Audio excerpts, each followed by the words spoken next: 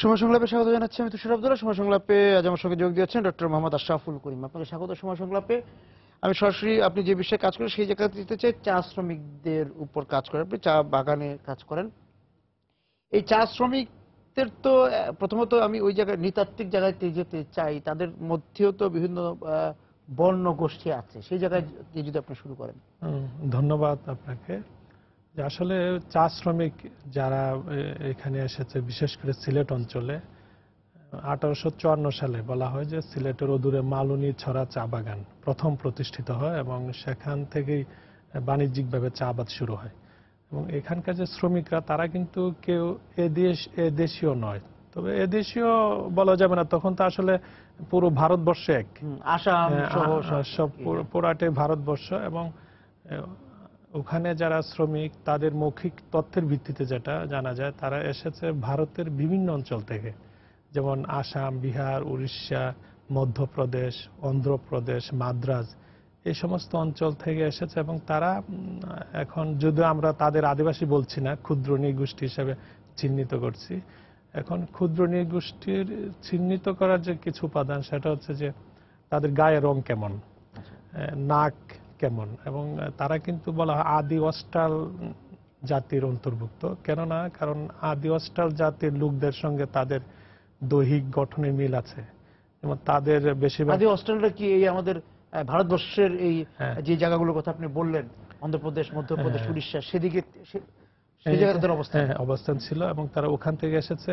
এবং তাদের মতোই তাদের যেমন নাক চ্যাপ্টা বা চোরা হয়, গায়ের রং কালো, মাথার চুল ঢেউ খেলানো, এবং তারা উচ্চতা মাঝারি থেকে খাটো হয় ওরকম। তো ওই দৈহিক গঠনের মিল থেকে বলা হয় যে তারা ক্ষুদ্র নৃগোষ্ঠীর পর্যায়ে পড়ে। এবং আমি গবেষণায় দেখেছি যে চা শ্রমিক হিসাবে ক্ষুদ্র নৃগোষ্ঠী হিসাবে তাদের সংখ্যা প্রায় শতাধিক হবে। এবং তাদের মধ্যে যেমন উড়িয়া, রেলি, কল, গড়, মিড্ডা, 100টি গোষ্ঠী আছে, 100টা ক্ষুদ্র নৃগোষ্ঠী আছে। এবং তারা তো এসেছিল তাদের মৌখিক তথ্যের ভিত্তিতে যেটা জানা যায় যে তাদেরকে ব্রিটিশরা মূলত এনেছে, এবং এনেছে একটা মিথ্যা প্রলোভন দেখিয়ে। এবং যারা এসেছে তারা কিন্তু অর্থনৈতিকভাবে পিছিয়ে পড়া একটা জাতি, এবং তাদেরকে নাকি বলা হয়েছিল যে তোমরা এখানে খুব খারাপ অবস্থায় আছো অর্থনৈতিকভাবে, তো এমন একটা জায়গা আছে ওখানে এক ধরনের গাছ আবিষ্কৃত হয়েছে যেটাকে নাড়া দিলে পয়সা পড়ে। আচ্ছা, ওই মিথ্যা কথা বিশ্বাস করেছে তারা, যেহেতু তারা নিরুপায়, ভেবেছে হ্যাঁ হতেই পারে। আর তখন আজ থেকে প্রায় 200 বছর আগে কেউ বললে হয়তোবা বিশ্বাস করার মতো যুগ ছিল তখন। তারা এসে তো দেখলো আসলে ওখানে তো একটা জঙ্গলাকীর্ণ পরিবেশ, এবং তাদেরকে বাধ্য করা হয়েছে চা বাগান প্রতিষ্ঠার ক্ষেত্রে এই জঙ্গল কেটে চা গাছ রোপণ করা। এবং আজও বুদ্ধি তারা আছে, এবং তাদের কিন্তু সেই অর্থনৈতিক অবস্থার কথা যদি বলা হয় খুব একটা পরিবর্তন নেই। অর্থাৎ 200 বছর আগে যেরকম অর্থনৈতিক দুরবস্থায় ছিল এখনো কিন্তু ঠিক সেই রকমই আছে, তেমন কোনো উন্নয়ন তাদের নেই। এবং অনেকটা শুধু ভোটের সময় ভোট দিতে পারে, এ একটা অধিকার। আর মৌলিক অধিকার বলতে যেটা বোঝায় যে সে অন্ন, বস্ত্র, বাসস্থান, শিক্ষা, এগুলো খুব একটা তারা পাচ্ছে না। আর মজুরির কথা যদি ধরেন, বলা হয় যে সরকার 2009 সালে একটা নিয়ম করেছিল যে 72 টাকা দৈনিক মজুরি দিতে হবে, 72 টাকা। কিন্তু এটিও কিন্তু সকল বাগানে দেয়া হচ্ছে না। যেমন বাগানের মধ্যে আবার 3 ক্যাটাগরির চা বাগান আছে। আচ্ছা, একটা হচ্ছে এক ক্যাটাগরি বাগানের, মানে এই শ্রেণীতে কারা আছে? এই শ্রেণীতে হচ্ছে যে বাগানের ভিত্তিতে নাকি? এটা হচ্ছে উৎপাদনের ভিত্তিতে। যে চা বাগান বাৎসরিক উৎপাদন প্রায় 1,80,000 কেজি, তার হচ্ছে এক ক্যাটাগরি। বি ক্যাটাগরি হচ্ছে 1,04,000 কেজি, সি হচ্ছে 27,000 কেজি। এক ক্যাটাগরির চা বাগানের মালিকরাই কিছু কিছু ক্ষেত্রে 72 টাকা দিচ্ছে, কিন্তু অন্যান্য বি এবং সি তারা কিন্তু উৎপাদন কম হচ্ছে এই দোহাই দিয়ে 72 টাকা দিচ্ছে না। কারণ আপনি ধরেন 72 টাকায় যদি দেয়, এই দুর্মূল্যের বাজারে একজন মানুষ কিভাবে সে বেঁচে থাকবে সেটি আসলে খুব চিন্তার বিষয়। যেখানে চা বাগানের বাইরেই মজুরি অনেক টাকা, হ্যাঁ। যদি সাধারণ কৃষিকাজ হয়। না, কৃষকদের মজুরি কিন্তু কোথাও আপনার 400 টাকার নিচে নেই জি। বর্তমানে। এখন চা বাগানে যারা কাজ করে সেটি যদি আপনি কৃষকের সঙ্গে তুলনা করেন, সেক্ষেত্রেও কিন্তু তুলনা করার মতো নয় তাদের মজুরি। এবং সেদিকে কিন্তু সরকারের যে একটা খুব তদারকি আছে হয়তো, এটা তো যুগের পর যুগ হয়ে আসছে। যুগের পর যুগ। এবং তারা 1854 সাল যদি ধরেন, প্রায় 170 বছর হয়ে গেছে তারা আসছে, এবং তারা কিন্তু আমাদের অর্থনৈতিক সমৃদ্ধির ক্ষেত্রে বিরাট একটি অবদান, চা শিল্প, চা রপ্তানি তারা কাজ করে যাচ্ছে। এবং আমাদের মুক্তিযুদ্ধের সময় কিন্তু চা বাগান শ্রমিকদের অনেক অবদান আছে, তারাও কিন্তু যুদ্ধ করেছে। কিন্তু তাদের কিন্তু এই অর্থনৈতিক দুর্দশা কিংবা তাদের শিক্ষার পরিবেশ তৈরি করা কিংবা চিকিৎসা ব্যবস্থা, বিশুদ্ধ পানি, এগুলো কিন্তু কোনো কিছুরই সুব্যবস্থা। তাদের সন্তানরাও আছে, তাদের বেড়ে ওঠা, তাদের আসলে ওই যে আপনার দৈনন্দিন খাদ্যাভ্যাস যদি চিন্তা করেন, তারা সকালে বেশিরভাগ চা শ্রমিকরা, কারণ 72 টাকা দিয়ে সে কি করবে, এবং ওখানে কিন্তু পরিবার পরিকল্পনার যে বিষয় সেটি কিন্তু খুব ব্যাপকভাবে নেই। এবং একটি চা শ্রমিকদের কমপক্ষে 4-5 জন সন্তান পাবেন, ছেলে মেয়ে মিলিয়ে। এবং এগুলো সকালবেলায় দেখা যায় বেশিরভাগ চা শ্রমিক এক মগ গরম চা, এবং সেটি কিন্তু চিনি নেই, বেশিরভাগ চা শ্রমিক লবণ চা পান করেন। এবং রাতের বেলা যে ভাতটুকু থাকে সেটি ভিজে রাখেন, আমরা যেটা পান্তা ভাত বলি, ওই সেটা খেয়ে তারা কাজে চলে যায়। এবং তাদের কিছু যে ক্ষুদ্র নৃগোষ্ঠীর কিছু যে খাবারের তালিকা আছে, যেমন বুলতা যে চাক, সেখানে তাদের যে কিটগুলো আমি দেখেছি তারা সেগুলো খায়। এবং কাকড়া, বিশেষ করে চা বাগানে বিভিন্ন ছড়া আছে প্রবাহিত, এবং যে ছড়ার পানি দিয়ে তারা সমস্ত পানির চাহিদা পূরণ করে, কারণ তারা মাছ খাওয়া কিংবা মাংস খাওয়া সেই সামর্থ্য কিন্তু তাদের নেই।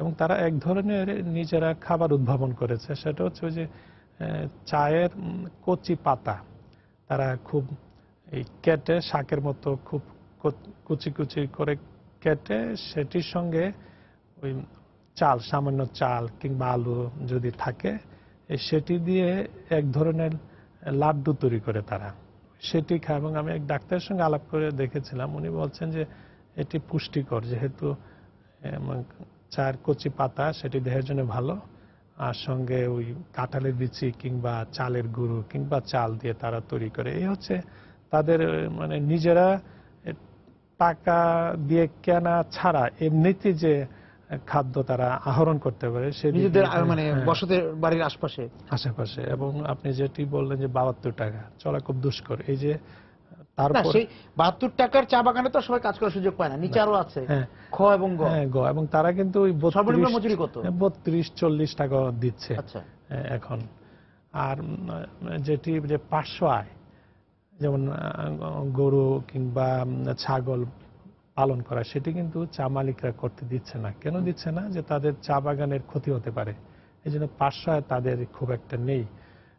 যেমন হাঁস মুরগি পালন, এগুলো খুব সীমিত, এবং বলে দেওয়া হয় এগুলো যেন বাগানে না বেরোতে পারে, এই সব মিলিয়ে। এবং তাদের যে ধর্মীয় যে রীতি ছিল, বেশিরভাগই হিন্দু, তাদের সনাতন ধর্মাবলম্বী তারা, এবং তাদের কিন্তু মৃতদেহ পুড়িয়ে ফেলার একটা রেওয়াজ আছে ধর্মীয় দৃষ্টিতে। কিন্তু আপনি চা বাগানে দেখবেন যে এখন মৃতদেহ আর পোড়ায় না, তাদের সবারই কবর দেয়। কেন দেয়? যে এখানে চা কাঠ পাবে কোথা থেকে, এবং চা মালিকরা তো তাদের কাঠ দেবে না, এই জন্য তারা কিন্তু এখন বেশিরভাগই কবর দেওয়ার দিকে ঝুঁকেছে। তাদের স্বাস্থ্যের দিকে মালিকদের কোনো নজর থাকে না। আপনার দেখেন প্রত্যেক চিকিৎসার কথা যদি বলি, প্রত্যেক চা বাগানে কিন্তু সরকারি আইন আছে, 1977 সালে যে রুলস একটা আছে, সেটা হচ্ছে যে প্রত্যেক চা বাগানের 1 মাইলের মধ্যে একটি স্কুল থাকতে হবে, এবং প্রত্যেক চা বাগানে একটি স্বাস্থ্য কেন্দ্র থাকবে, হাসপাতাল, অনেকটা ছোটখাটো হাসপাতাল। কিন্তু বাস্তবে কিন্তু দেখা যাচ্ছে না হাসপাতালে, এবং প্রয়োজনীয় যে ওষুধপত্র কিংবা চিকিৎসক, শিক্ষিত MBBS সমপর্যায়ের চিকিৎসক, সেটা কিন্তু নেই ওখানে। মানে সরকারি আইন আছে থাকতে হবে প্রত্যেক চা বাগানে, সেটা নেই। এবং কেউ যদি যায় পরিদর্শনে তখন হয়তো যদি আগে থেকে টের পায় তারা সেই ব্যবস্থা করে, কিন্তু তা না হলে বেশিরভাগ চা বাগানে নামমাত্র একটি হাসপাতালের মধ্যে একটি ঘর আছে, সেখানে ভালো ডাক্তার নেই। দেশি মালিক বিদেশি মালিক দুই ক্ষেত্রে একই অবস্থা।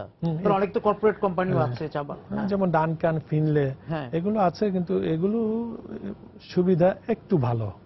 আমাদের দেশীয় মালিক যারা আছে ব্যক্তিগত মালিকানা তাদের চেয়ে কিছুটা ভালো, কিন্তু সেটাও কিন্তু আপনি ওই যে না কাঙ্ক্ষিত না।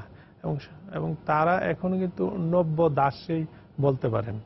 এবং একটা চা শ্রমিক কখনোই ম্যানেজারের সঙ্গে তার সাক্ষাৎ হওয়ার কোনো সুযোগ নেই।